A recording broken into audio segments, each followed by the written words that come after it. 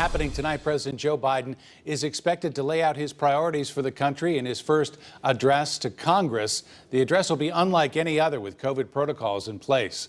CBS 4 Washington correspondent Rashad Hudson joins us live with a preview of tonight's major speech. Rashad? Hi there. Tonight's speech will be very different, as you mentioned. Typically, there's about 1,600 people in the room during these presidential addresses. Tonight, there will only be 200 people because of COVID. In his first address to a joint session of Congress, President Joe Biden will lay out his vision for the country and his accomplishments in his first 100 days.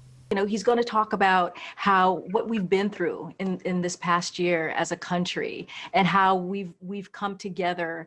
Deputy White House Press Secretary Karine Jean-Pierre says the president will also outline his infrastructure plan, police reform, immigration, and gun safety. It's not about a Republican plan. It's not about a Democratic plan. It's about what the American people need at this moment. For the first time, both the Vice President and the Speaker of the House seated behind the president will be women. We've never seen that before. You know, this is an administration that has broken so many barriers. Senate Majority Leader Chuck Schumer says he's looking forward to the president's speech. I expect President Biden, unlike his predecessor, will lay out the facts and appeal to our better angels.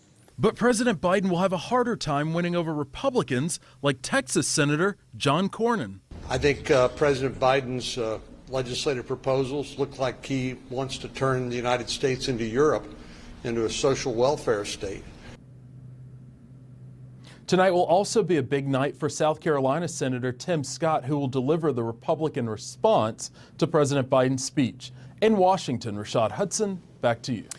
Rashad, the president's going to be covering a lot of ground tonight. What are lawmakers most looking forward to hearing in that major speech? Well, Republican lawmakers that we've talked with have said that they'd like to hear more about how the president and his administration are going to solve the crisis at the southern border. They're calling it a crisis. They're saying they want to hear more about immigration. Now, Democrats are saying they want to hear more about the domestic policy agenda, that American Family Plan that's going to deal with universal child care, universal pre-K, and as well as free college tuition for two-year colleges. CBS 4 Washington correspondent Rashad Hudson, thank you. Coverage of the president's address to Congress starts at 9 p.m. here on CBS 4. You can also watch that address online at cbs4indy.com.